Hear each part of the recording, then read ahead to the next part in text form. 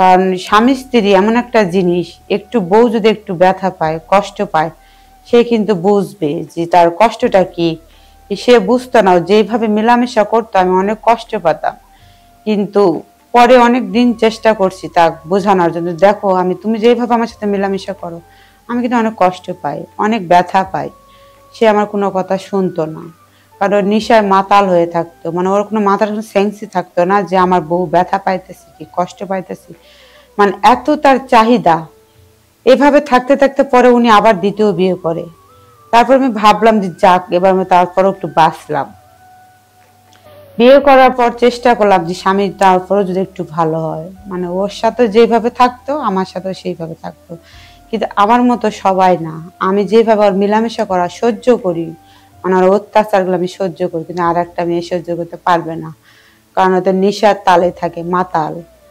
আর ওই মেয়েটা সংসার করছে তার সাথে 3 বছর, করার পর চলে যায়। চলে যাওয়ার পর থেকে আমার জীবনের আবার এই কাহিনী। মানে প্রতিদিন মানুষের সকালবেলা কাজ করে আর আমি সকালবেলা গোসল করি। এই দুঃখ আমি কার কাছে কব? আসসালামু আলাইকুম, আমি পারভিন, আমার বাড়ি পাঁচবিবিতে। তো আমি ছোটবেলায় এক ছেলের সাথে প্রেম করতাম, পরে তার সাথে বিয়ে হয়ে যায়। কিন্তু যখন আমি তাদের বাড়িতে আসি, মানে বুঝতাম না স্বামী স্ত্রীর সম্পর্কটা কেমন, ভালোবাসাটা কিরকম। পরে আমার স্বামী যখন আমার সাথে মানে মিশতে চায়, মেলামেশা করতে চায়, তখন আমি বলতাম যে এটা কি, এটা তো আমি কিছু বুঝি না। এইভাবে 3 মাস আমরা দুজনে আলাদা থাকতাম। তারপরে পরে তো বুঝতাম স্বামী স্ত্রী মেলামেশা কি। পরে ও যেভাবে আমার সাথে মিশতো, কিন্তু আমি সেইভাবে তার সাথে থাকতে পারতাম না, কারণ সে প্রচুর নেশা করতো।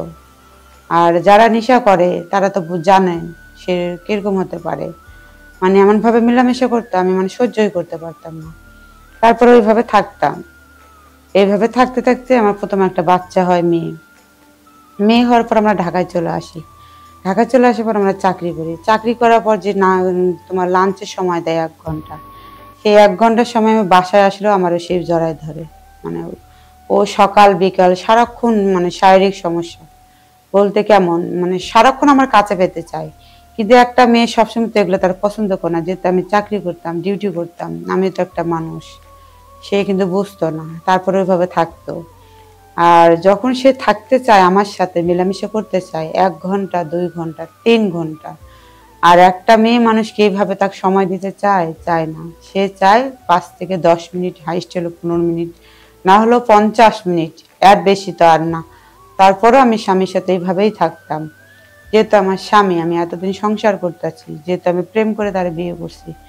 কিন্তু ও বুঝতেই চাইতো না, যে ও ভাবতো আমি এটা মনে করতাম যে ও আমার দেহটার উপর লোভ করে, কিন্তু আমাকে একটুও ভালোবাসে না।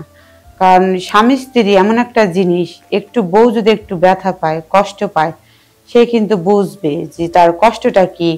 সে বুঝতো না, যেভাবে মেলামেশা করতো আমি অনেক কষ্ট পেতাম, কিন্তু পরে অনেক দিন চেষ্টা করছি তা বোঝানোর জন্য। দেখো তুমি যেভাবে আমার সাথে মেলামেশা করো, আমি কিন্তু অনেক কষ্ট পাই, অনেক ব্যথা পাই।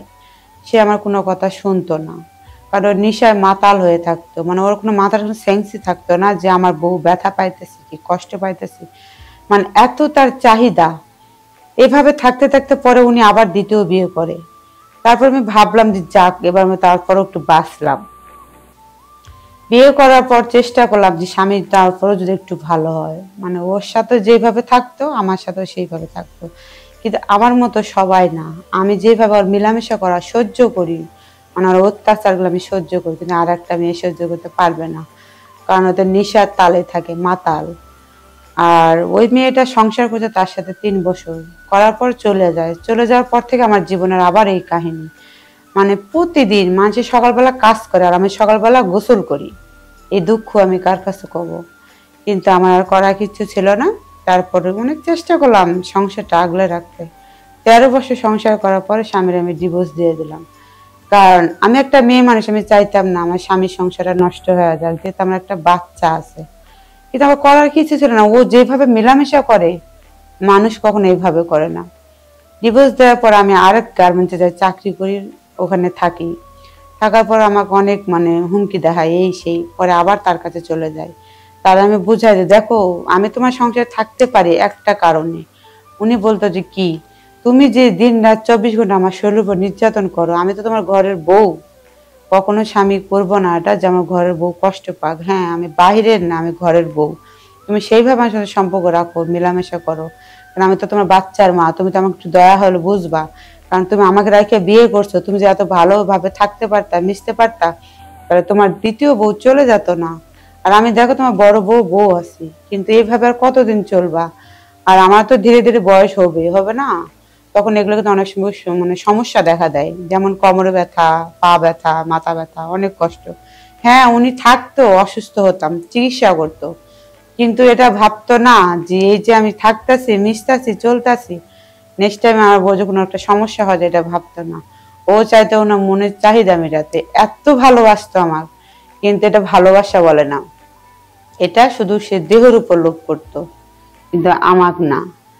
এটা যদি ও ভাবতো যে আমার ঘরে বসে আমি এমন করতে আসি, হ্যাঁ অনেকে আছে টাকা দিয়ে খারাপ জায়গায় যায়, সেটাও যেত, তারপর আমি সহ্য করতাম। একটা নারী হয়ে কত সহ্য করতাম, তারপরে তার আমি কিছু বলতাম না। যাক, আমি যা কিছু বললাম, আমার জন্য দোয়া করবেন, আমি যেন স্বামীর সংসার টিকে থাকতে পারি। আজকের মতো আমি বিদায় নিলাম, আল্লাহ হাফিজ।